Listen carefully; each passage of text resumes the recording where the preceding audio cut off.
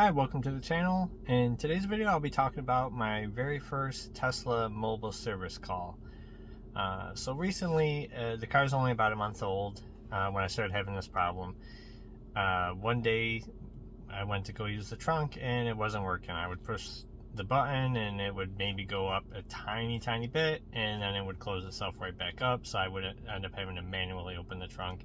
And then if I would hit the button when it was needed to be closed, it would just beep a couple times and not do anything, so I would have to close it manually. I did look into it a bit.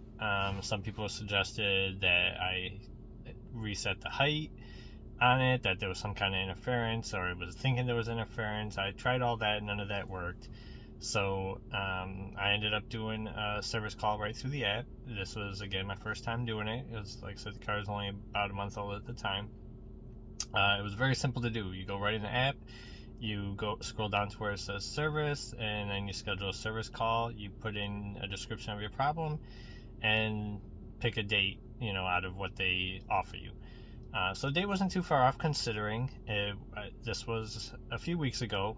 It was before Christmas. I made the appointment, not too long before, and the service date was the 6th.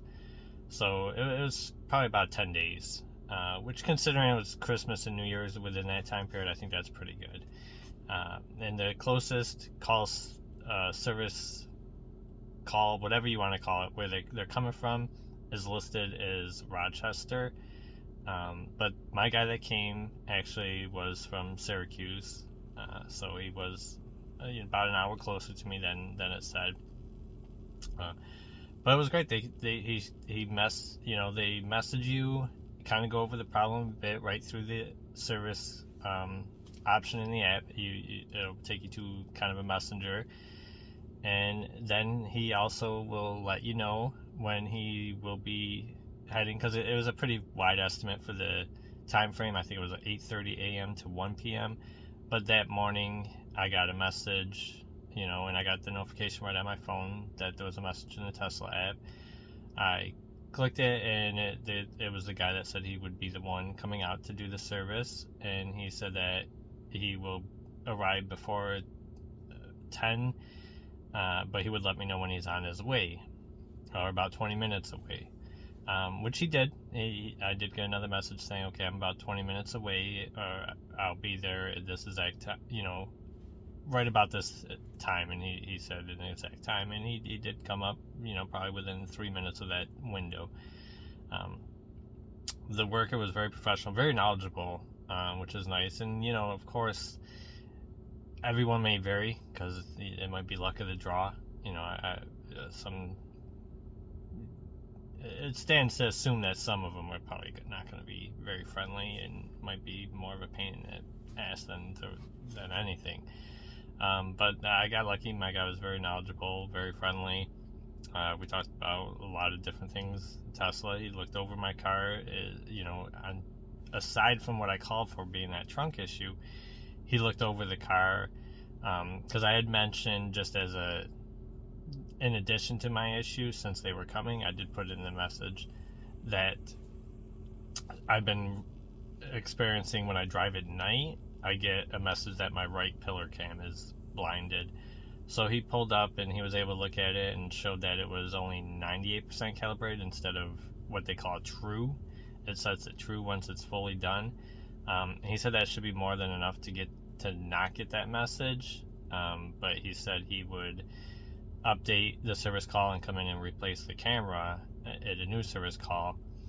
I'd say he didn't end up doing that, even though that's what he said. I probably can just go in and make the service call myself if I want to, but I haven't driven too much at night to notice that issue. So I'm just waiting a little bit. He did say he was going to recalibrate it too, so maybe he saw before he left that it did come up as what they call a true to calibration.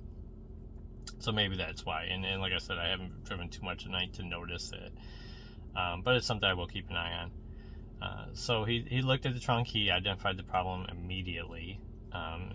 He said it was the power strut, which thankfully he did bring with him, because I was reading through a few forums where people with a similar issue, they ended up having to do a service call and then having to take it to a service center, or they have to come back out because they didn't bring the part with them. Thankfully, in my situation, this guy brought the part, even though he didn't know exactly what it was. Maybe he assumed, or it's getting more common.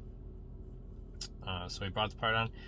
Looked like an absolute easy fix. It looked like something I could even do. He just, screwed it off, pulled off the power strut in the trunk, and put in a new one. It probably took him 5 minutes. In all reality, it really probably did take him 5 minutes or less for the actual work. He was here about 20 minutes, and we were talking 15 of that. So he put it in, he tested it a bunch of times just to be certain, and it worked great, and it's been working great since then. So thankfully, everything went well, and overall the experience with the service call was excellent. It was my first time using it, so I wasn't sure what to expect. I'm used to taking my car to a dealership or a garage and being told 20 other things are wrong, aside from what you went there with, and then they fix 19 of those things, and the one they don't fix is what you went there for typically. So this was a nice break, and he came right to my house. And in addition, he had told me, because of where I am, he's in Syracuse. He said that where I am, that's why it was the day it was, because he only comes out this direction a certain day of the week. He said if I ever did want quicker service, I could pick Syracuse and a meeting point. So I could just go to, like, say, a grocery store or something out there and be seen much quicker if I wanted to. So that's a nice little thing to know. If you can figure out where your service center is and maybe do somewhere closer, or if you've had a service call and talked to him a bit and kind of found out where he's from, just in chat, maybe you could pick that town and you could get your service call much sooner if you are in a hurry or in a situation where you're not close to one. Other than that, car's been running great. That's the only issue I have, although I do have one issue. It has nothing to do with the title of this video or anything, but it's the same thing I mentioned to him because he was asking how I like everything. Is the windshield washer fluid goes all over the car. It is absolutely insane how much windshield washer fluid shows up on the car.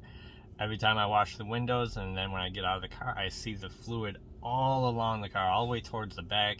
It drenches and dries up right over the camera, on the pillars. But it's just crazy. It drives me nuts. I hope it's something they fix on future models. Obviously, it's not something that can be fixed in software.